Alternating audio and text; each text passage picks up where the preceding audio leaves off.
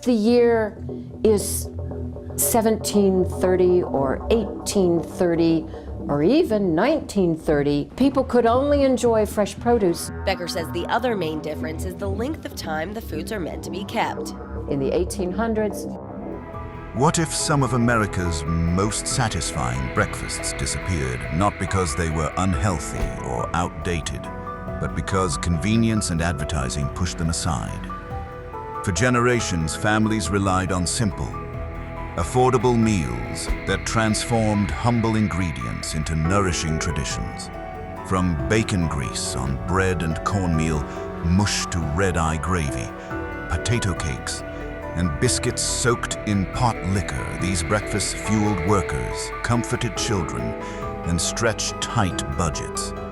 Along the way, valuable cooking skills and food knowledge were quietly lost. In this documentary, we'll explore the history, culture, nutrition, and surprising stories behind these forgotten morning meals, and discover why they mattered far more than most people realize. Let's dive into the evidence and uncover the truth. Number 15, bread and bacon grease. Every working-class kitchen in America kept a coffee can beside the stove, a grease-darkened tin that never went empty as long as bacon appeared sometime during the week. After the morning strips fried, the rendered fat went into that can. By the next morning, it had set white and solid and ready. Mothers spread it thick across a slice of day-old white bread with a firm shake of salt. Not a thin scraping, a generous coat. The bread darkened where the fat absorbed. The flavor was smoky, salty, and deeply savory in a way that nothing manufactured has ever matched. A loaf of bread cost 14 cents in 1952. The grease was free. Children ate standing at the counter with school books under one arm. Fathers wrapped a second slice in wax paper for the lunch pail without ceremony. There was no recipe. There was no technique to learn. There was only the can, the bread, and the knowledge that nothing in that kitchen went to waste. This was not poverty food dressed up in memory. It was a genuine daily breakfast that cost almost nothing and delivered something real: fat, salt, and the specific satisfaction of a flavor that could not be purchased in any form, because it was a byproduct of a kitchen that cooked everything from scratch and saved everything that remained. The coffee can was the physical evidence of that philosophy. Every family that kept one was operating on a principle the modern kitchen abandoned completely: that the residue of good cooking is itself good. Nutritionists declared animal fat the enemy in the 1970s, and the coffee can disappeared from stovetops almost overnight. Recent research has since confirmed that bacon grease contains less saturated fat per tablespoon than butter and delivers meaningful monounsaturated fat alongside it. 3 generations threw away flavor, tradition, and 12 cents of daily nutrition because the science turned out to be incomplete. Nobody sent an apology. The can is gone. Breakfast got worse. Number 14, cornmeal mush. Breakfast began with a heavy pot, salted water brought to a boil, and yellow cornmeal stirred in slowly by hand with a wooden spoon that could stand upright in the finished product. 20 minutes without stopping. Mothers stirred with the attention of someone who understood that 1 minute of inattention meant lumps, and 1 minute of excess heat meant a scorched bottom that ruined the batch entirely. The kind of waste that was not acceptable when a 5-pound sack of cornmeal was the family's breakfast budget for 2 full weeks. The reward was creamy, golden porridge that smelled of warm grain and kept coal miners and sharecroppers on their feet through 6 hours of physical labor without complaint. But the genius was the leftover. Before bed, mothers poured remaining mush into a loaf pan and set it in the cold mudroom. By morning, it had set firm as a brick. Saturday meant slicing it thick, frying the slabs in lard until the exterior shattered gold and crackling, laying a fried egg on top, and calling that a meal worth getting out of bed for. 5 mornings of plain mush earned one morning of something extraordinary. A packet of instant oatmeal costs $1 today and delivers none of that texture, none of that satisfaction, and none of that history. Number 13, red-eye gravy and biscuits country ham, paper thin, so heavily salted it stung the fingers, went into a hot cast iron skillet with no added fat. It fried hard and fast in its own drippings until the edges crisped and curled and filled the kitchen with a salt and smoke smell. That announced itself to the whole house. Then the pan came off the heat, and a splash of strong black coffee went straight in. The sizzle that followed pulled every caramelized fragment from the bottom of the iron up into a thin, dark, intensely flavored liquid.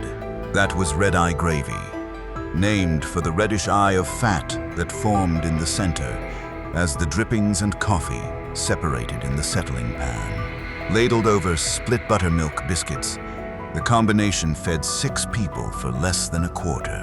Country ham cost 4 cents a pound in 1954. The coffee was already brewed. The biscuits cost pennies. Fast food killed this breakfast not because it was worse, but because it was faster. The cast iron skillets, blackened by 40 years of exactly this cooking, went to estate sales when the grandmothers died. Nobody in the next generation knew what the seasoning meant or why it mattered. Nobody had been taught. That was the real cost. Not just the recipe lost, but the understanding of why the recipe worked. Number 12, milk toast.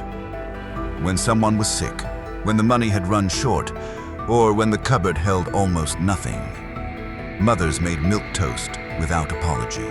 1 slice of bread toasted pale gold, spread thin with butter, while still hot, placed flat in a wide bowl. Warm milk heated on the stove with a pinch of salt and a small spoon of sugar, poured over the toast until the bowl was nearly full. The bread softened gradually into something between porridge and bread pudding. Warm, gentle, and easy to eat on a morning when the body needed nothing complicated. In the 1950s, milk came to the doorstep for 20 cents a quart.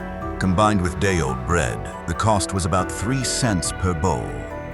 It fed sick children and exhausted adults with equal reliability, morning after morning without requiring anything from anyone. By the 1970s, milk toast had vanished so completely that an entire generation grew up never hearing the phrase. Canned soup and crackers replaced it. Neither is cheaper, neither is simpler. Neither does what a bowl of warm milk and softened bread does at 6 in the morning when everything hurts and the day still has to happen. The people who remember it describe it the same way every time. Quiet comfort, nothing complicated, nothing performative. Just warmth and softness and the knowledge that someone cared enough to heat the milk. Nothing since has come close. Number 11, tomato gravy. In the Ozark Mountains and across the Upper South, when the pantry held nothing but a can of stewed tomatoes and a canister of flour, mothers made tomato gravy and made it as the intended meal, not the consolation prize. 2 tablespoons of bacon drippings heated in a cast iron pan, 2 tablespoons of flour whisked in until golden and nutty, then a full can of stewed tomatoes, broken apart with the back of a spoon, and stirred until the pan thickened into a tangy, rust-colored gravy that smelled more complex than its 3 ingredients had any right to produce. The acidity of the tomatoes cut the richness of the fat and created something genuinely balanced. No training required, only the knowledge passed from mother to daughter through demonstration rather than recipe. Ladled over split biscuits or cold cornbread, it fed 8 people for less than 15 cents.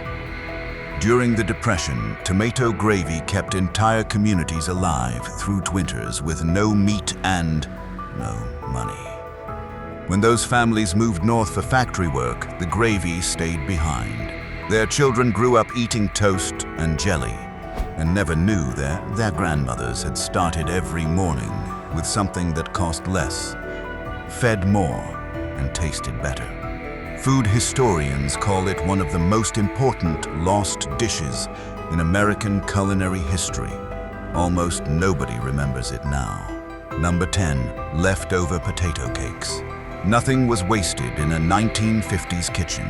Cold-boiled potatoes from last night's supper were mashed roughly with a fork, beaten with 1 egg, a tablespoon of flour, a heavy pinch of salt, and whatever chopped onion was available, formed into thick patties by hand and pressed into a skillet of hot bacon grease without moving. Because moving them before the crust formed meant pulling them apart, and a potato cake without its crust was just mashed potato in a pan, left undisturbed until the undersides went deep golden brown and crackling, one flip, out of the pan with a crust that shattered under light fork pressure, and a soft, yielding interior that tasted of potato, salt, and the specific richness that only cast iron and rendered fat can produce. Potatoes cost 4 cents a pound in 1955. Children fought over the crispiest ones, the edges that had gone nearly black in the hot fat, where the crust developed past golden into something deeper and more complex. This was resourcefulness at its most elegant, a breakfast produced entirely from what would otherwise become waste, requiring no additional grocery spending, and consistently delivering something better than anything that started from a box. Today, leftover potatoes go into the trash without a thought. In 1955, that would have been genuinely unthinkable. A small act of waste that the whole kitchen would have noticed and questioned. Number 9, hoe cakes with sorghum, cornmeal, water, and salt mixed into a batter thin enough to pour, cooked on a greased cast iron surface until the edges firmed, and the top went from wet and shining to matte and set, then flipped once and cooked through. The name came from the iron field hoe that enslaved people in the antebellum South had used as a makeshift griddle over open fires in the fields. By the 1950s, the hoe cake had traveled from that brutal origin through generations of black, Southern kitchens, carried forward by the practical refusal to let something simple and sustaining disappear. Cooked on cast iron and served with dark sorghum syrup, a single bag of cornmeal made hoe cakes for a full month of breakfasts at a cost of pennies per morning. The Great Migration carried millions of black families from the rural South to Chicago, Detroit, and Cleveland, and hoe cakes stayed behind. Children who had grown up eating them in Mississippi woke up in apartment kitchens eating toast. The tradition broke quietly in the gap between one kitchen and the next, without documentation or ceremony, the way most things are lost. Not in a single moment of decision, but gradually across the distance between two addresses. Today, they survive in the kitchens of grandmothers who have refused to forget. Everywhere else, they are gone. Number 8. Egg in a hole. Take 1 slice of bread. Press a drinking glass into the center and twist until a circle cuts free. Drop the bread into a pan of melted butter. Crack 1 egg into the hole and cook until the white sets firm and the yolk stays liquid and orange. Fry the cutout circle alongside it in the same butter. 1 egg, 1 slice of bread, a pat of butter. Breakfast for a child for 3 cents. The trick worked on children who refused fried eggs and children who refused plain toast with equal stubbornness. Because when the two arrived as a single, unified object, something that looked deliberately designed, the same children sat down and ate without complaint. The cutout circle was for dipping into the broken yolk. Nothing was wasted. The name varied by region. Toad in a hole in Ohio, egg in a basket across the South, one-eyed Jack in New England. The trick was universal, regardless of what anyone called it. It vanished when toaster pastries arrived in the 1960s and promised mothers they could skip the skillet entirely on school mornings. Speed replaced cleverness. Convenience replaced craft. The only piece of genuine breakfast magic, the one that turned a resistant child into a cooperative one using nothing but a drinking glass and a pan, left the kitchen quietly and has not returned. Number 7. Flour gravy and biscuits. 2 tablespoons of lard into a cold cast iron skillet, heat until shimmering. 2 tablespoons of flour whisked in and cooked until the raw smell burned off and something nutty replaced it. Because the difference between a gravy that tasted of flour and a gravy that tasted of something real was exactly 90 seconds over medium heat with constant whisking. Milk added slowly, whisked constantly until the pan thickened into smooth ivory sawmill gravy. Poured over split biscuits still steaming from the oven. 3 ingredients. Less than a dime for a family of 6. When Kellogg's and General Mills launched their national campaigns in the 1950s and 60s, they aimed directly at women who made biscuits and gravy from scratch. It worked. Within a generation, homemade biscuits and gravy moved from daily breakfast to weekend occasion to memory. The companies made billions. The families that switched traded a meal costing pennies with 3 ingredients for one costing $1 with 17, including 3 separate types of sugar. The arithmetic never made sense. The trade was never equal. The marketing was simply louder than the tradition, and nobody at the time had the language to name what they were giving up. Number 6. Scrapple butchers combined pork scraps, liver, hearts, snouts, jowls, every trimmed end of every cut, with cornmeal and spices, cooked the mixture into a dense loaf, and chilled it in rectangular molds overnight. Nothing from the hog was wasted. Nothing that could feed a family was discarded. Those slices went into a hot skillet with genuine patience until the outside shattered like thin glass, when a spatula pressed in and the interior stayed soft and deeply savory. The contrast between that crackling crust and the warm, yielding center was something no processed breakfast product has ever replicated. Children drowned it in maple syrup. Adults ate it with eggs and black coffee without speaking, because Saturday morning with Scrapple did not require commentary. By 1955, Scrapple sold for 20 cents a pound at butcher shops from Lancaster to Allentown. Cheaper than bacon, twice as filling, and so tied to place and people that it could not be standardized or scaled nationally. It was a regional identity on a plate. As independent butchers closed across the region, the recipes went with them. The shrink-wrapped versions that eventually appeared in freezer cases were pale, rubbery imitations. An insult to anyone who remembered the original. The texture was wrong. The ratio of cornmeal to meat was wrong. The spices had been softened for a national audience that had never tasted the real thing and never would. Scrapple survives today in a handful of farmers markets and old diners in Pennsylvania and Maryland. The breakfast that once told an entire region who they were has been reduced to a curiosity for tourists. Something that was both economical and extraordinary became nearly extinct because nobody wrote the recipe down before the last butchers retired.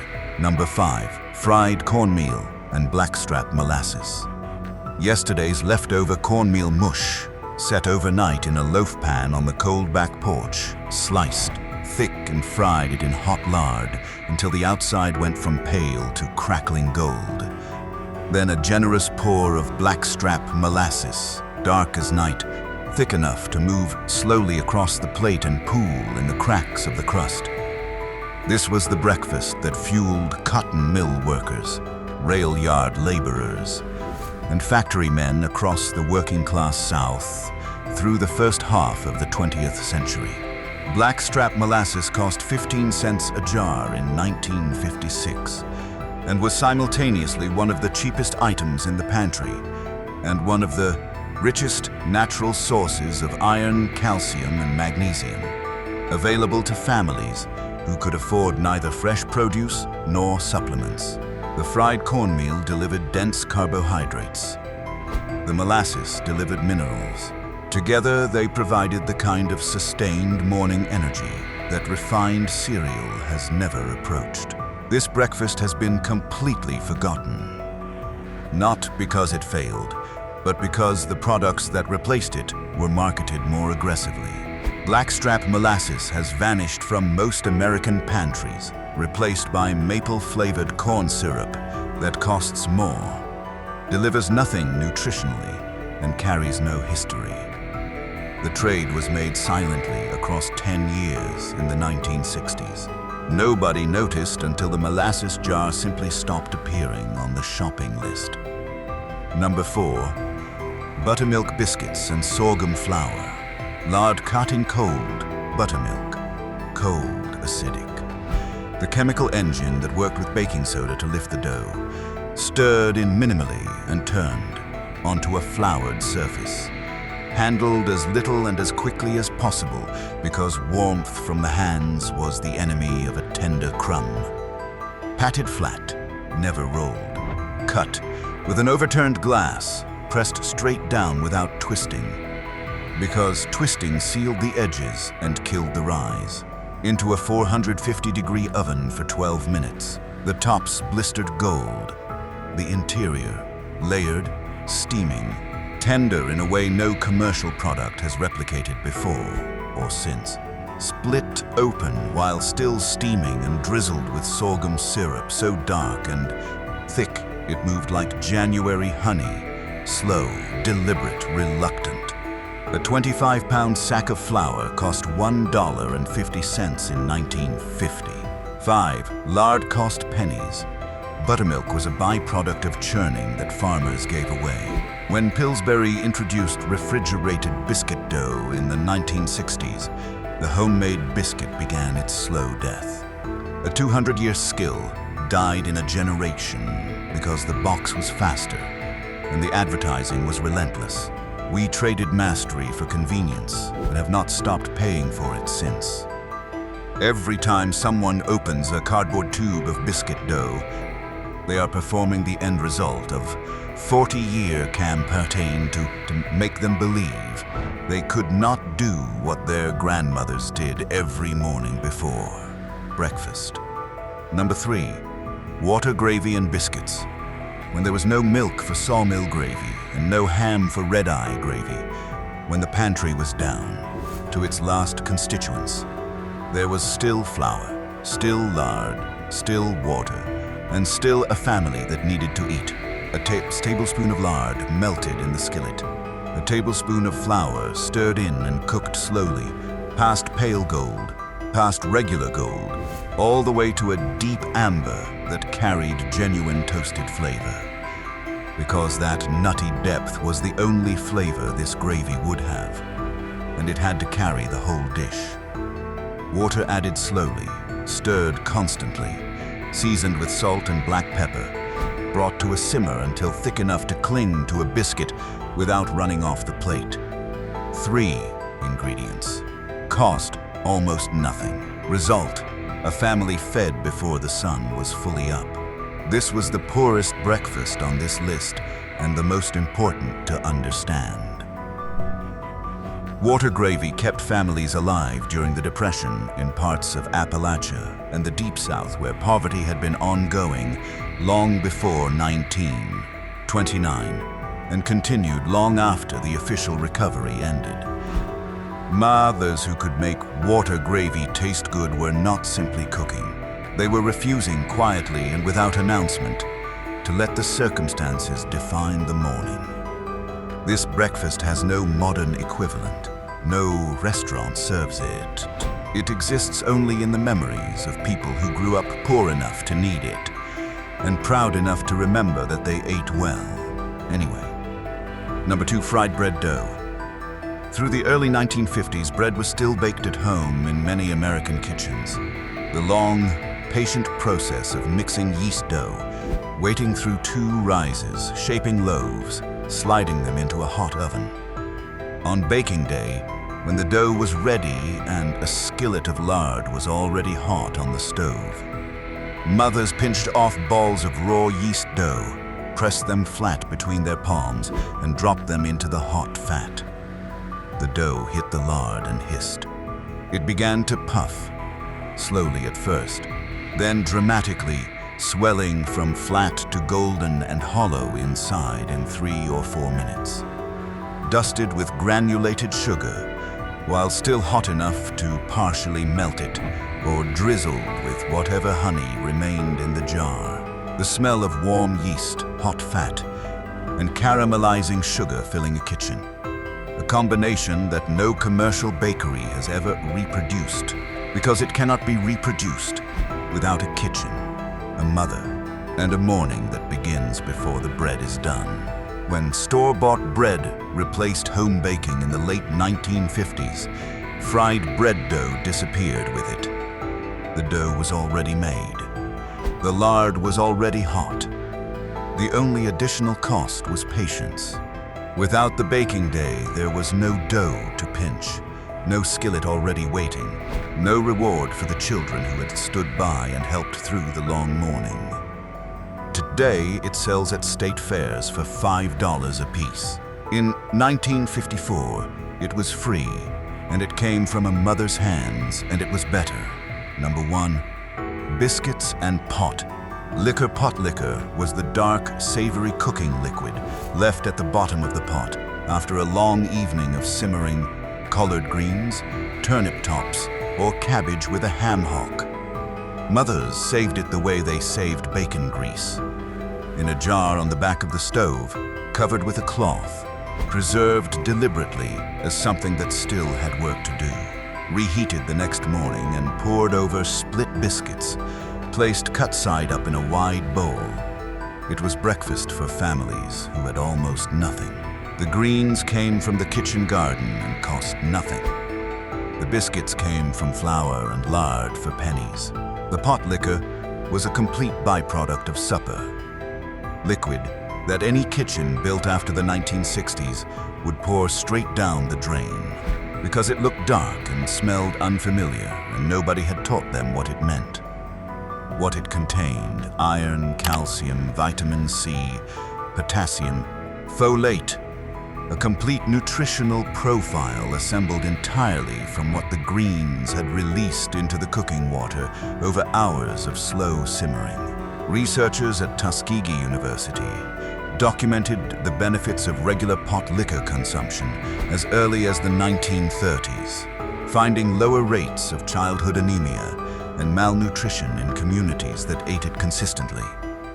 A functional multivitamin in a jar of cooking water, consumed before sunrise by people who had no idea they were doing something that would one day require scientific documentation.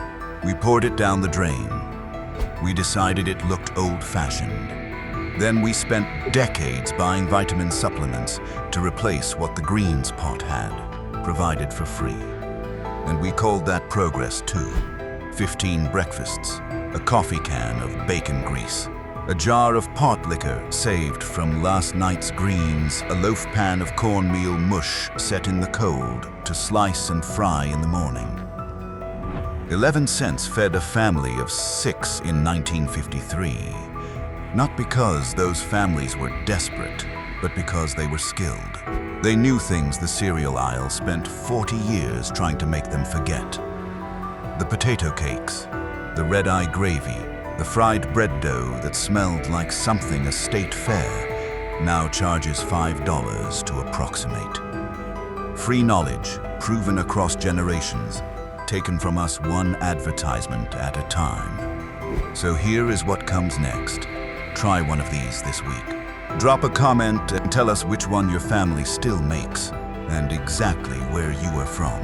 Subscribe, because the next video covers 20 lost preservation methods that kept food safe without electricity. Real survival knowledge is next.